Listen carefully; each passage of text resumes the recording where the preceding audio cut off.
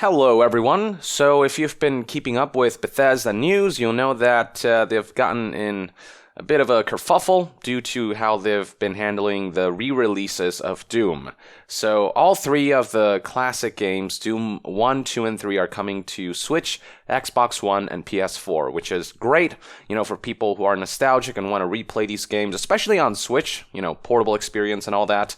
And also for people who are maybe new to the series, who want to know what all the fuss is about, where it all began with the release of Doom Eternal looming. This is a great way to do that. So that's all well and good, but people then learn that for some reason, Doom 1, 2, and 3 require people to create a Bethesda account and log in before they can actually play it. It's this extra layer of DRM that didn't exist before. These are really old games. You didn't have to sign into anything. You just bought them. You own those games. They were yours to do as you pleased without, verification requirements and stuff like that. So this was just, it just added a sour taste in people's mouths, especially given this is a classic. It's one of those things you don't want to mess with and tamper with by retroactively adding extra verification steps. As a result of all this, this whole thing kind of became a meme. People have been, memeing away with stuff like this, screenshots of video games, of classic video games, telling players, oh, guess what, you can't play this game, you need a Bethesda net account to to continue. So that's sort of what's been going on with this story, and it would seem as though Bethesda caught wind of the backlash and ridicule surrounding all this because they have taken to Twitter to provide an update. So on the official Bethesda Twitter page, it was tweeted that, quote, update on our new classic Doom releases. The Bethesda Net login requirement was included for the Slayers Club to reward members for playing the classic Doom games. The login should be optional, and we are working on changing the requirement to optional now. So if we go to the Slayers Club page, for those who don't know what it is, it says that the Slayers Club is the official Doom fan club. It's a celebration of the fans' passion and creativity surrounding Doom over the past 25 years. Becoming a member is free, easy, and grants fans access to exclusive giveaways, streams, content, digital items for Doom Eternal. So it's just a way for fans to sign up and get some free goodies in celebration of the Doom series, which in concept sounds pretty cool.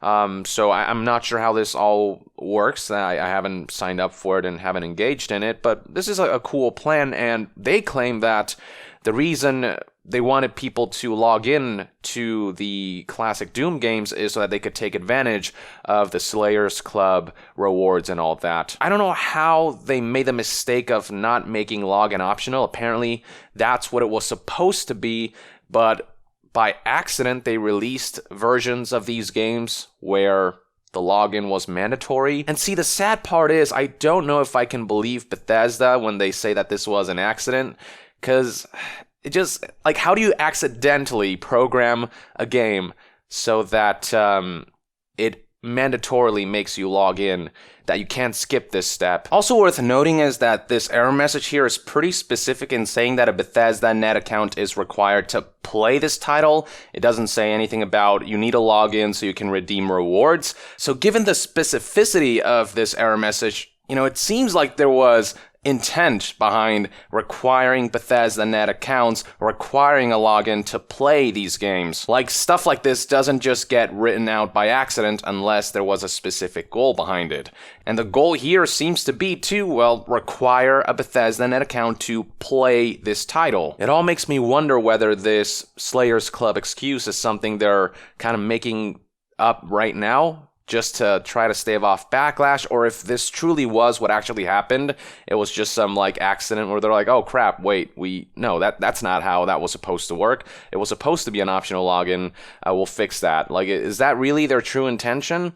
And even if it turns out that this was a mistake, I mean, how many times does this have to happen with a Bethesda game where they rush something out seemingly untested and it just causes all this negative PR, all this bad will? I mean, with Fallout 76 recently, they released this update, Patch 11, that not only introduced more gameplay affecting microtransactions, which, while, not strictly pay to win, does offer certain conveniences to players, and it just feels like they're pushing the envelope little by little, and it's not, it doesn't paint a bright picture for the future. On top of that, though, patch 11 just came out completely broken, and it took players like a couple minutes to start seeing all this messed up stuff within the game. Old bugs have been reintroduced and what have you. I think they've been working on hot fixes for their latest patch. I'm not sure how far along that is, but the point is that that patch, I mean, it was seemingly untested. It was kind of rushed out. It doesn't feel like the developers or the playtesters or quality assurance really went through that patch to determine if it was ready for release, make sure everything was set so that it has a strong launch, and so that they can continue building some more positive reputation. And same thing with this Doom release. Like, it's not the end of the world that people have to make a Bethesda account and log in, but the perception this all created of, oh, you're asking me to log into this game that previously didn't require a login, this old school classic at that, like that perception is going to stick around. And whether it was an accident or not, it's still just kind of baffling. If it was an accident, it's just like, how could you guys not catch this before releasing the games? And if it wasn't an accident, then, you know, they're just kind of trying to fumble their way through this by making these excuses.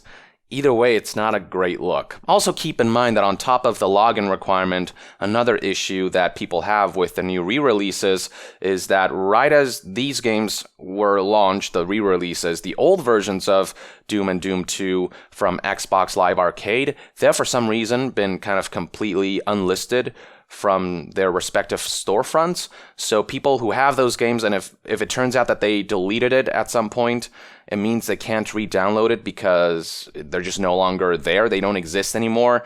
And people got the impression that this was Bethesda trying to remove the old versions and have people upgrade to the new re-releases on Xbox One, Switch, and PS4. And it came off as rather scummy, but it turns out that this was some unintentional bug. And they said that this is going to be fixed. People who own these games on Xbox 360, when they bought it way back when in Xbox Live Arcade, you know, with the backwards compatible version for Xbox One, they're still going to have that, and they're going to fix the issue. But it's just another thing that it's like, how can this happen? Why does Bethesda keep releasing products that kind of cause this chain reaction of issues? Like, why can't they ensure for once that everything ships 100% correctly?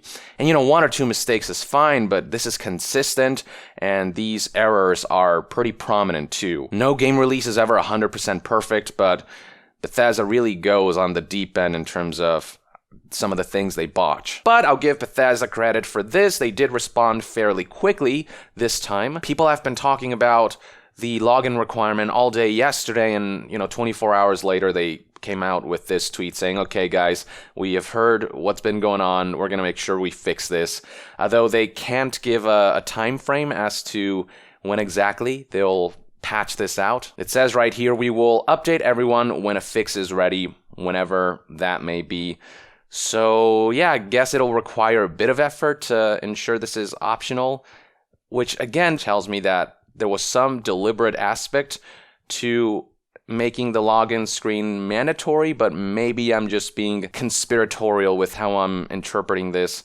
It's just like, if this were CD Projekt Red, I would believe them. But because it's Bethesda, a company that's well documented in terms of the lies that they've spouted throughout marketing campaigns, the bullshit that they've pulled, you know, stuff like the Canvas bag fiasco and what they pulled with Fallout 76 and the way that was falsely marketed, and Elder Scrolls Blades and how that was falsely marketed. I mean, it just, lies are common with Bethesda, and I just can't trust anything they say these days. I always feel the need to be suspicious, and to me that's so sad and heartbreaking that a company that I grew up loving and trusting has turned and devolved into what it is now, where I feel like I need to scrutinize everything and not trust everything they say, even though maybe in a few of these occasions it really is a mistake, or they really did have some good intentions that came across really poorly. But either way, I hope this clarification helps for those who are wondering what the hell. It looks like they're going to take this feature out or redo it in such a way that you can just skip right through it, that you don't have to log in to play the game, but rather it's an option to log in if you want to redeem the Slayers Club benefits that you'll be able to get if you sign up for this, and if you want to celebrate the Doom anniversary, whatever, 25 years of Doom and stuff like that. So yeah, that's pretty much all I have for today. All this aside, Doom Eternal does look fantastic, so I hope that's a game that isn't marred in any way. I hope they nail that launch. Bethesda could use any kind of win at this point, because every game the last year, it feels like it's just been some kind of mishap. One mishap after another, and it needs to stop at one point, right? I mean, I hope Doom Eternal is that. This is a game that's highly anticipated. It's got a lot of positive reception. Hopefully they don't pull a Wolfenstein, add any kind of microtransactions to mar that positive reception so far. If they somehow manage to screw up the release of Doom Eternal, I don't know what I'll be able to say by then. It really doesn't take much to please the Doom crowd. Just let them slay demons without caveats, without additional bullshit requirements and stuff like that. Just release a pure, unadulterated game with no filters, no weird obstacles, no sacrifices to integrity for corporate reasons.